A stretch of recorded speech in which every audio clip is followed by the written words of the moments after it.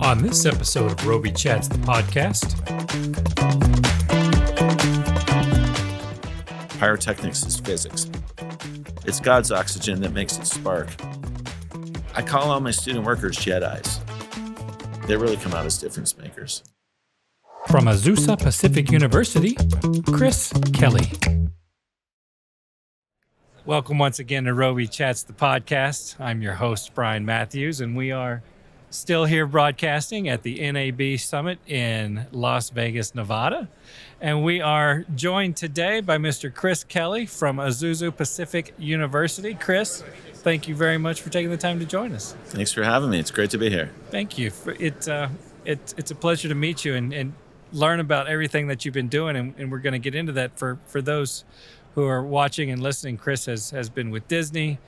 He's now on the education side. He's got the Cold Spark technology that he's a co-founder in. So we'll touch on a little bit of all of that, but kind of let's just first go back. We like to get our guests to kind of give us the lowdown on how they got into this industry. You know, everybody kind of has a different path that they've gone through to kind of get them where they are now, but kind of give us that insight into what your early days were like. What was it that sparked your interest in this production events, live events industry?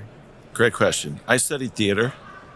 I did theater when I was in high school and thereof. And then in college, I studied theater, technical theater and design, production design. And I was always interested and intrigued with special effects. And so when I was coming towards graduating and I went to school in downstate Illinois, some of my friends started working at Walt Disney World that had graduated ahead of me. And I go, and let's face it, everybody loves fireworks. There's not a person out there. No. So everyone loves fireworks. Everybody loves fireworks. Particularly on 4th of July, right? Well, in Texas, they like them all year round. Yeah, all year round. Yeah, Florida too, for that matter. And so I said, hey, you guys got to connect me with your people down there. So they did, and I went and interviewed at the Walt Disney World Resort. And I said, look, the only reason why I'm here is because I want to do pyrotechnics and fireworks every day, and there's not a lot of places in the world that you can do that and say that every day I'm going to be doing that. I said, if you want to hire me for other X, Y, and Z, I'm good. I can go back on the road. And I just finished a theater tour, and there was going to be another one I was going to go on at post college, Joseph Amazing Technicolor Dreamcoat. And I said, I could go back and do that and probably make more money than you're willing to pay me, but I'm willing to do it.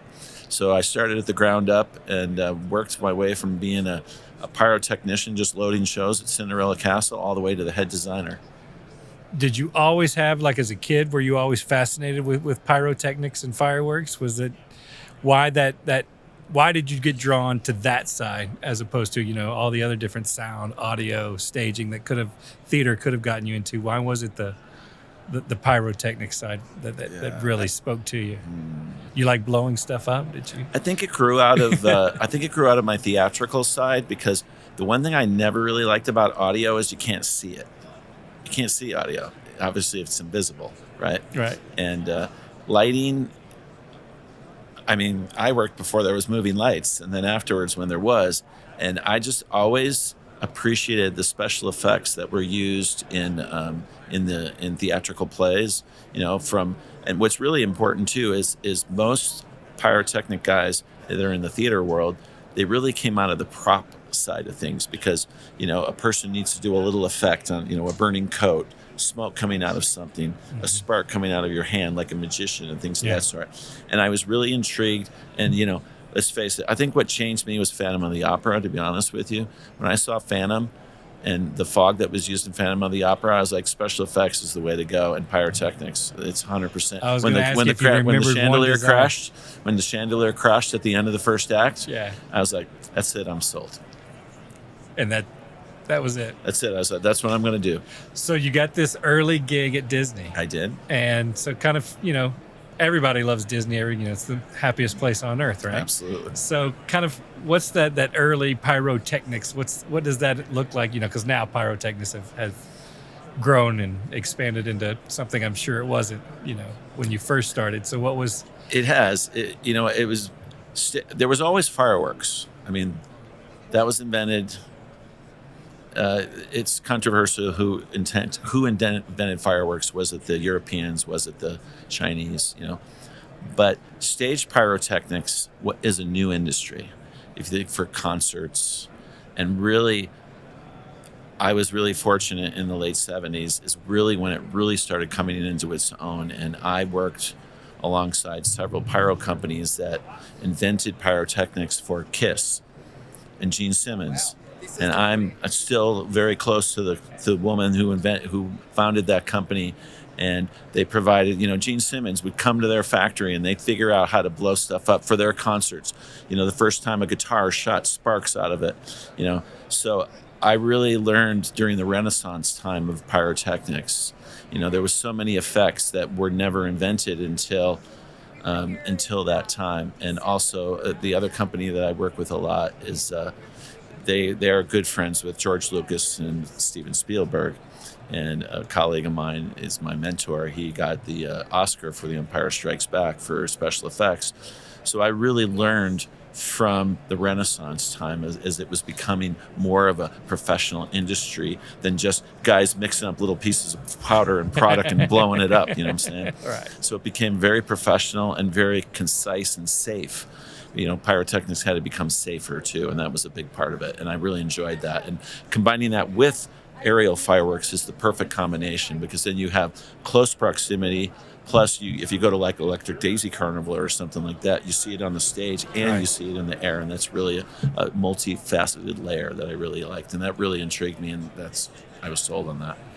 I like that you're from the pyrotechnics side, because in our chats and podcasts, we mainly speak to people on the lighting side and about how they develop their lighting designs and creations, what their creative process is like. But we've never heard from a pyrotechnic guy about what that creative process is like. So when you're, they're putting together a new exhibit or a new thing at Disneyland, and they need pyrotechnics. How does the creative process for a pyrotechnic design begin, and how do you get the sort of where you're going to shoot it from, what it's going to look like, how big's the bang going to be, right? How does the creative design for a pyrotechnic show kind of come together? Sure. Well, there's aerial shows and then there's stage shows, right? That would be the two areas. In aerial shows, the most important thing is great music. If you have great music, it's easy to script a great fireworks show. If the music is over the top fantastic, what makes Star Wars so great? It's because of the music, right? That's a big part of it, right? Iconic. And then, right, it's iconic, right? Right. Yeah, Jurassic Park's another good instance of great music. If you have great music, and what I always did is I would listen to the song probably, if we were doing a 6-minute show, before I even thought of one color, I would never think of product. I would just think of color. If I was listening to the song, I'd listen to it in my car, I'd listen to it on my iPods, I'd listen to it to me at home. I literally would listen to it hundreds of times where I was so familiar with it. Then I would start thinking about not a specific piece of product, but what color do I see during that time of the music? What that music is telling you a color or multiple colors. And that's how then I would start laying down pieces of product that match that. But I think it's really important that you don't automatically go to a specific, and I think it's true in the lighting industry too. You don't want to go, I need that specific brand of light. I think you're shorting yourself. You should leave it open that that's the color you need. This is the feel you need. That's the want you need. This is the spine of the scene. And in stage pyrotechnics, what's really important is because there's so many more safety concerns because things are really close to you. The most important thing is if you're going to put a piece of product in a show, you have to ask yourself, would you put your daughter in that same position? Would you put your son there? Would you put your wife? Would you put your mother there? If you can't answer yes to that, you probably shouldn't be using that piece of product in the show, because that person is a colleague and friend of yours, and you want to make it safe, because safety's job one. Yeah. We'll talk a little bit about that, because a lot of people that listen to this may not be that familiar with the pyrotechnic side. So talk about the safety factors that you have to think through in a design before you put it together. The most important aspect is being very familiar with, because you have to deal with so many. There's the thing called the AHJ. It's called the authority having jurisdiction, and that's the fire marshal normally. And so what you need to do is you need to you need the fire marshal to have confidence in you that you know the product and what you're doing. And product is all physics. Pyrotechnics is physics. It's called deflagration, which is slower than the speed of sound through a material. That's how fast something is going in pyrotechnics. Dynamite is considered an explosive, faster than the speed of sound through a material. So it's going at over 800 miles an hour then at that point, potentially coming out. So you have to really work with the fire marshal, your show director, because they want something, and you have to tell them, hey, you know what, I know you really want this, but I think it's not the correct safety parameter. So why don't we do X, Y, and Z instead, and come up with a way that, it's almost like I think of the guy on set that's using firearms. When you shoot a gun, you don't shoot it. It looks like you're shooting right at the person, but actually they're shooting either upstage or downstage of them. So if any projectile came out, it wouldn't hurt that individual. And I think of that sometimes when we're doing pyrotechnics too. You can make it seem like it's close, it's exciting, but there's a little more gap, and that provides the safety parameters that you need. And you work with the NFPA, the National Fire Prevention Association. They have standards that you should follow, and in California, there's Title IX. They have their own California standards. They're even stricter than in the NFPA. So a lot of working in pyrotechnics is a lot of regulation that you've got to go through. I mean, absolutely. Sound guys and lighting guys don't necessarily have to worry about any of that. Probably the closest that do the most regulation is the overhead guys next, the riggers. They probably are more closely akin to that type of regulation with all the OSHA things going on with that. Yeah. So being in the pyrotechnic industry and knowing it as well as you do, when you see pyrotechnic shows in your mind, what makes a great pyrotechnic show? What makes a pyrotechnic show really stand out? I mean, sure, anything they can be big and loud, and but I assume there's also sort of a nuance, to it, to putting it all together, an artistry, if you will, of putting it all together. What's that sort of like for you? What's that sort of definition of how you put together a really great pyrotechnic show? I got to go back to the music. If you go and see a concert and they use pyrotechnics in the show, like in Kiss, for instance, what do you love about that? Or that German band, TSO, Trans-Siberian Orchestra. The German rock and roll band. Oh, what are those guys called? You know what I'm saying? Yeah, they're a German rock and roll band, yes. And they're heavy metal. Yes, and I forget the name of them. I'm gonna feel bad that we don't know this. Yeah, there's a lot. We can't say it. Yeah, because it's a hard word to say. It's not simple. It's just really important that you're telling a story.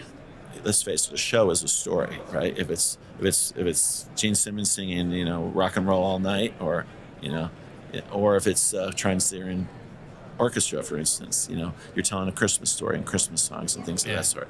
So you're telling a story, and I think my wife is really good at sharing that. You never want special effects and pyrotechnics to upstage the show. I believe that pyrotechnics and special effects, you have a show without them.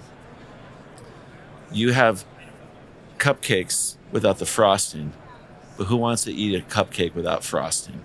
I believe special effects is the frosting in a show.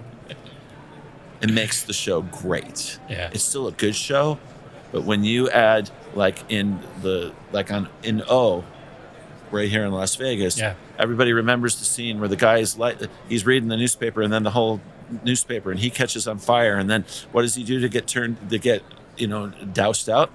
He gets dunked underwater, so people remember that. That's the icing on the cake. You still have a cake, but it's the icing that really excites people, and they walk away going, man, that was a cool show. Yeah. Nice. So you're talking about the safety of the pyrotechnics side, and I think that might actually segue us really nicely into what you were doing as a cold founder for Cold Spark. Kind of talk about that. What was the sort of idea behind that creation, and where did that all start from? Yeah, it's one of our team, an astrophysicist, came up with this concept that would work, and our president, Steve Friedman, he was implemental in working with us all on it, and it was just incredible that And everybody always wanted to create pyrotechnics that weren't as hot. But, they're 800, they're 1,000 degrees. They can be really hot, and they can, so you have to be. And this provided a way to come up with using non-chemical things, no zinc, no things that cause a lot of smoke. And what it did is it provided us with, heating up metals and that spark in the air. And the only reason why they spark is because there's oxygen. There is no oxidizer in cold spark technology. It's God's air. It's God's oxygen that makes it spark. So it's just traveling through the air, and the oxygen actually provides the spark. If not, it would just be hot metals flying around in the air. And so it's almost like, and you often think when you see some new invention, you're like, gosh, that was so simple. I should have thought of that, right? Everyone has gone that and done that. In a way, that kind of was it with this. It's so simple but so complicated at the same time. All right. So when you put your hand in a coal, you were showing me the video of it. It's at a Disney resort or Disney park, and young teens are on the stage. What's the ambient? No ambient. It's about 80 degrees after it comes out of the machine, but in the machine, 600 Celsius. Oh, okay. But it's just once it reaches. As soon as it gets about a foot out of the machine, it's about 25 Celsius, around 80 degrees. Yeah, 25 Celsius, 22 Celsius. Yeah. Okay. And so where does that allow? That allows you to kind of put it anywhere you want, right? I mean, it can be a lot closer. That's for sure. You still want to respect it as pyrotechnic. And I think it's good to, keep it 8 feet from somebody, because, you still got to watch out for your eyes or your hair. And what if you have hairspray? Hairspray is the second most flammable liquid in your house. Nail polish is the most flammable you have in your house. So with hairspray, you got to be careful. And what does every theatrical production have? Lots of hairspray. Tons of hairspray. Now, it doesn't tend to set off hairspray. I proved that once. But still, you always want to be on the cautious side, rather than the other side. So it's good. We do respect it as pyrotechnics, and most fire marshals do say that's still a special effects pyro device. It's just safer. And how high up will these 15 go? to 20 feet. So that's Nice. 3 to 4 meters it can go. Yeah. Yeah, very cool. Yeah, it's amazing. And you're also an educator. Yes. On the university side at AZUSA Pacific University. Yes. How did you transfer out of working pyrotechnics into the education side of the world? Yeah. So basically, I had done a lot of years in fireworks, and I was okay not doing it every day anymore. I still obviously work on it, and I do it a lot. And I met my wife, Karen, working on Disney Cruise Line on a show, because they assign us all over the world to work on projects. And I really wanted to get married one day to her, but I lived in Florida and she lived in California. So there was a little bit of geographical, what do they call it? GUD, geographically undesirable situation, right? Right. So I was about as far as you can get away from each other. Pretty much, unless she lived in Hawaii, right? And still live in the U.S., right? So I was visiting her here in the San Gabriel Valley. We were actually driving through AZUSA, and she goes, "Oh yeah, that's AZUSA Pacific University, and they're the great Christian college with great music program, theater, dance, production." And I literally looked at her, and we were driving by, and I said, "I wonder if they have a media production manager producer role." Wouldn't you know it, they had one listed. And so what does that all encompass now with you at the school? Yeah. What's all on your plate? We produce and broadcast over 100 athletic broadcasts a year for all of our athletics teams. So that's over 100 a year we do of that. Men and women, we do everything from water polo to basketball to soccer, tennis, we do it all. So that's one aspect. We also do chapels 5 times a week. So we support praise and worship and speakers from world famous speakers like Francis Chan has come and spoke there, and we just had Jonathan Rumi come and talk from the it's a show that's on television right now. It's amazing stuff. We do that all the time, and then we also support all the concerts that come into our venues, and we have multiple venues we do that in, and then we also have tons of corporate events, conferences that come in. So we support anything from a single microphone and a talking head at a to a full-blown concert with Switchfoot. Wow. So it's one extreme to the other. And is it all student?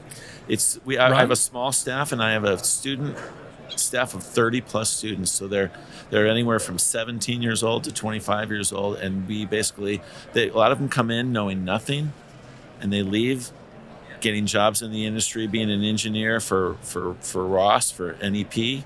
They get hired by them after we teach them and show them how to do everything in the industry, because basically we really want them to go out. We want to prepare them to go out and be a difference maker in all that they do. And the production is a good way for them to be able to show everybody that, you can be God honoring and you can be a great production person at the same time. Well, that's a lot of different production types, some of the, Yes. from the sports side to the concerts to the chapel. How do you manage all of the, different aspects of that with all the different gear and stuff like that? Is it a difficult challenge to be, we've got to have this gear here today, but it's got to be over here next week, and then we got to move it back over here? Or do you have, this gear stays with the chapel, this gear stays with our sports stuff, this gear is our concert stuff? How do you manage all the different production schedules? It's a little bit of both. There's some venues where we have our basketball arena, for instance, where we do concerts and also chapels and also anything else in between, corporate events. So we have a set of gear. We have a permanent installation, including we have many different lights up in the air, moving lights. And so but we store it all. Some of them live in the air, and then some we roll out all the audio consoles and lighting consoles and subs, because one day we'll be doing a concert in there, and the next day they'll have a basketball game. You're right. So obviously that can't stay on the ground the next day. So we roll those back into the cage and put them away for the night. And then we have mobile units for all of our broadcasts of our athletic events, because we go out to the soccer field, we go out to the softball field, out to the baseball field, water polo, we go to the pool and shoot that. So we have mobile units that we use as well. So there's mobile stuff and there's permanent stuff.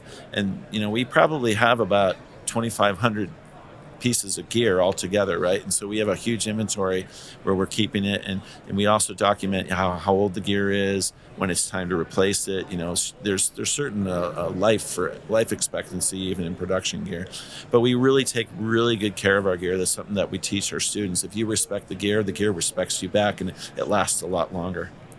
And is part of this classroom based, or is it mostly all on learning on the job, actually doing it? Yeah, we're the on the job side of it. We also have a film program, and they do things in the classroom as well. So, and we work with them as well. So we have a very symbiotic relationship working with them. So we create great synergy, because we take what they learn and apply in the classroom, and we apply it into the real world, because we are the real world, and it helps them be ready for the next step when they graduate. And did you bring your pyrotechnics side into the production world over at AZUSA? Yeah, we've done. We have 1 year we did the cold sparks for graduation. When our president goes, he said, "Congratulations, graduates! Go with God. Shalom, shalom. Go with God." He always said at the end of graduation. And right as we did that, we shot streamers and confetti, and we used our cold sparks. Nice. So yeah, we've integrated it in, and we use a lot of fog too, and obviously hazers get used all the time as well. So I love all special effects. It doesn't have to be pyrotechnic, and I think students love to see all the different sides of our industry, and we're able to expose them to everything. So they really come out ready. They really come out as difference makers. Yeah. What's the one thing that you love most about being an educator? Did you ever see yourself being an educator when you were working your way up through Disney, or? Never. I was fortunate that we, in the pyrotechnic world, like I referred to earlier about the Renaissance time, there was never really training for special effects and pyrotechnics. It didn't exist. People just showed you.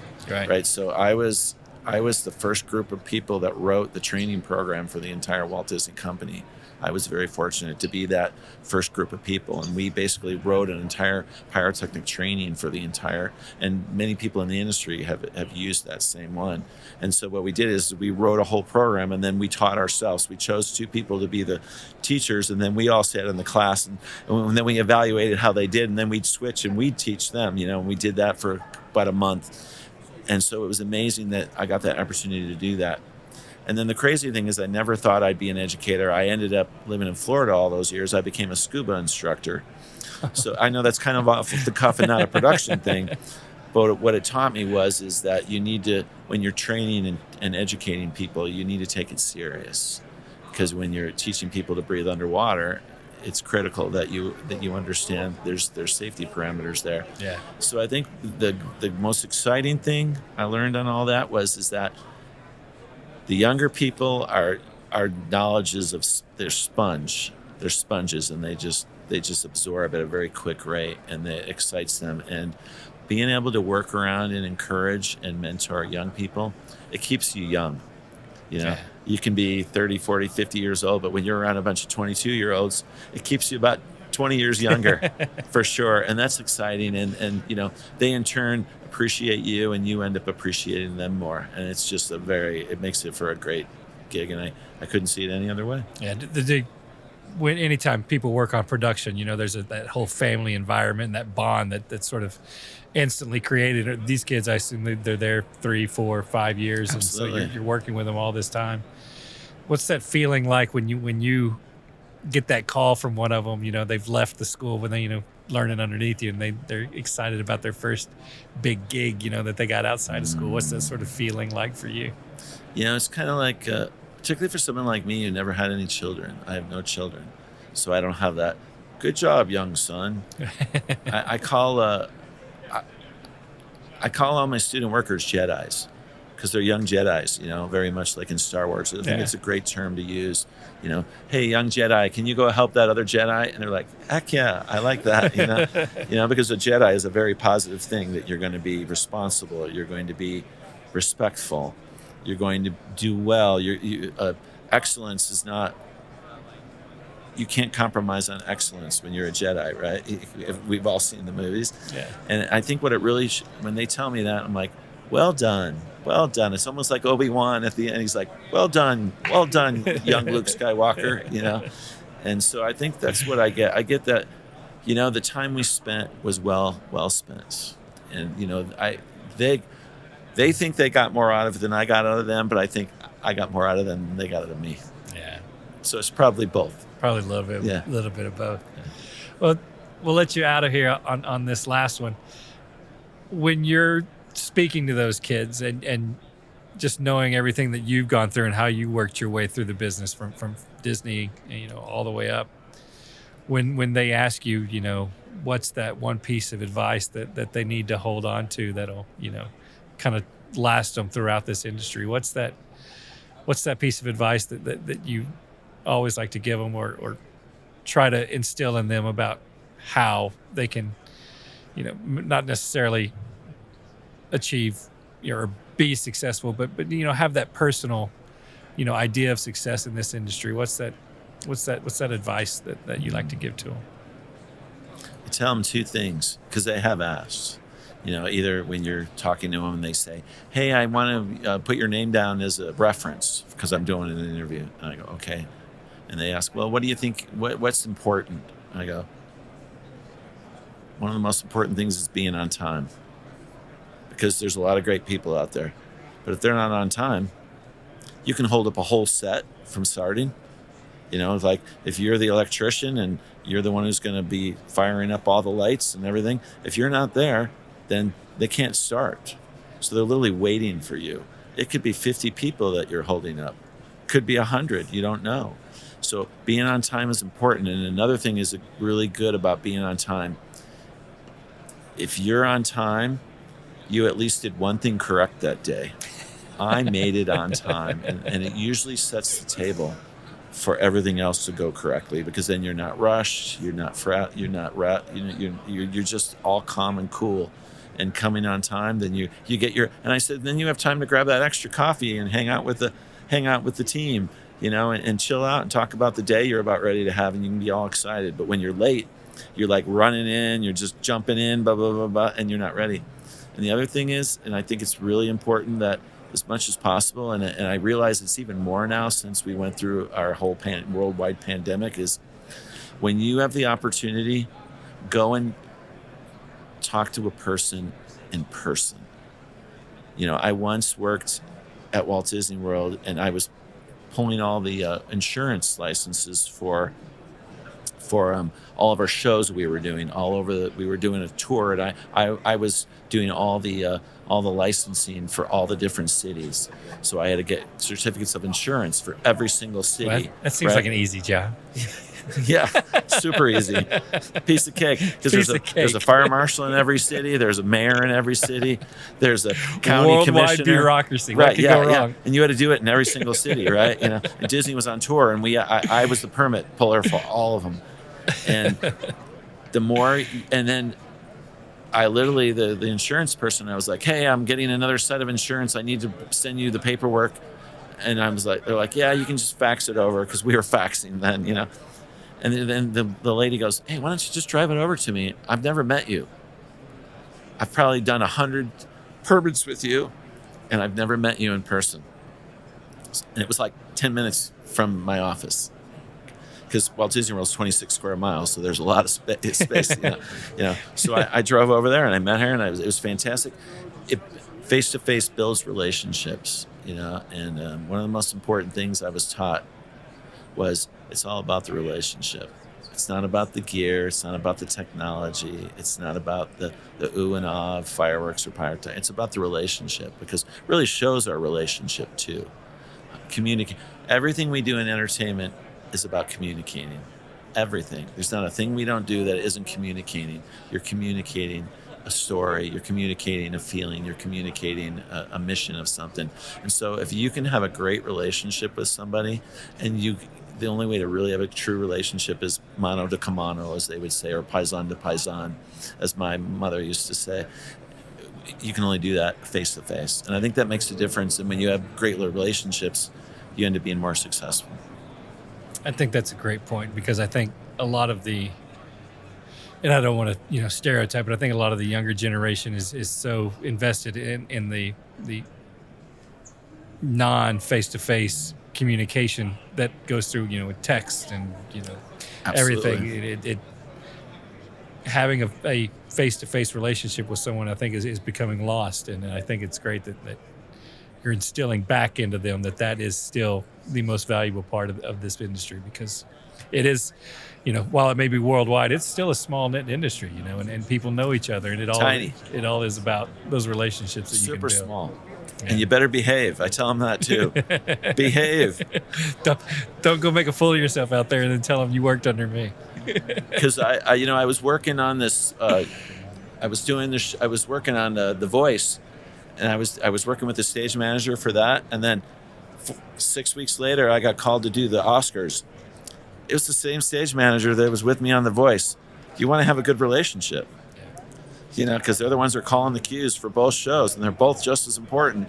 But boy, if you got a bad relationship with that stage manager, boy, it's going to be tough. Yeah. So you want to forge. Second call's not coming. No, it's not. No. So you want to forge a good relationship. So yeah, touche on you realizing that as well. Thank you, Chris. Thank you very much for coming by and taking the time to sit and chat with us. We really do appreciate it. Absolutely, my pleasure. God bless, and thanks for having me. Thank you.